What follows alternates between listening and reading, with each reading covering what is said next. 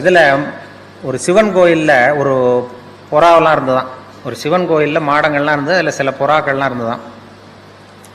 திடீர்னு அந்த சிவன் கோயிலுக்கு கும்பாபிஷேகம் வந்தது. உடனே வெள்ளை அடிக்க ஆரம்பித்தாங்க. உடனே அந்த புறாவெல்லாம் இடத்த மாற்றணுமே, இங்கே இருந்தால் இனிமேல் லாயக்கு இல்லை, நம்ம இடத்த மாற்றணுமேனு போயிருக்கு.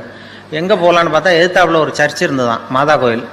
அங்கே சில புறாவெல்லாம் இருந்தது மாடத்தில், சில மாடங்கள் காலியாக இருந்தது. இந்த சிவன் கோயில் புறாவெல்லாம் ஓடி போய் அங்கே உட்காந்துக்கிட்டு. இது சிவன் கோயிலில் வெள்ளடிக்க ஆரம்பிச்சிட்டாங்க கும்பாபிஷேகத்துக்கு. அங்கே போனதுக்கப்புறம் அங்கே கிறிஸ்மஸ் வந்தது, அங்கேயும் வெள்ளடிக்க ஆரம்பித்தான். கிறிஸ்மஸ் சர்ச்சுக்கு வெள்ளடிச்சு புதுப்பிக்க ஆரம்பிச்சது. என்னடா இங்கேயும் தங்க முடியலையேன்னு இந்த 2 செட்டு புறாவும் புறப்பட்டு வேறு இடத்துக்கு போகணுன்னு பார்த்து தான் போனால் அங்கே ஒரு பள்ளிவாசலில் சில புறா இருக்குது, அங்கே கொஞ்சம் காலியாக இருந்தது. இந்த சிவன் கோயிலேருந்து போனது, இந்த மாதா கோயிலேருந்து போன புறா எல்லாம் சேர்ந்து அந்த பள்ளிவாசலில் போய் அந்த புறாவோட சேர்ந்து உட்காந்துக்கிட்டு. அங்கே போனால் அங்கேயும் தொந்தரவு வந்தது. என்ன தொந்தரவுன்னா அங்கேயும் ரம்சான் வந்தது, அதை புதுப்பிக்க ஆரம்பித்தாங்க.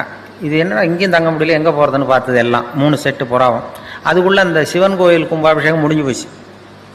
சரி அங்கே போய் தங்கிக்கொண்டு சிவன் கோயிலில் போய் எல்லாம் உட்காந்துக்கிட்டு இருக்கு. இப்படி இருக்கும்பொழுது திடீர்னு கீழே ஒரே கலாட்டா பூமியில்.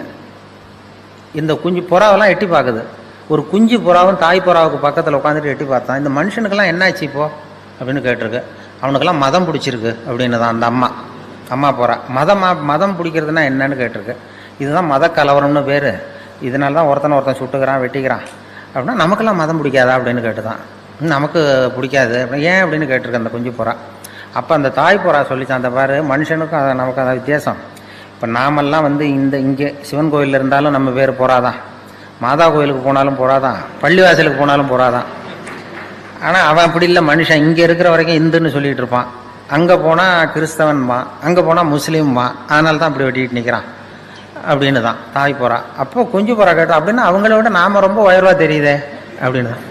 உண்மைதான். அதனால தான் அவனை விட உயர்வான இடத்துல நாம் இருக்கிறோம், நம்மளை விட தாழ்வான இடத்துல அவன் இருக்கிறான் அப்படின்னு சொல்லிச்சான். ஒரு புறா கிட்ட கற்றுக்க வேண்டியிருக்கு. நாம் மனுஷன்னா 6 அறிவு எல்லாம் சொல்லிக்கிட்டு அதுக்கிட்ட நாம் அமைதியையும் சமாதானத்தையும் கற்றுக்கணும்னு சொல்லி பண்ணிகிட்டு இருக்கிறோம்.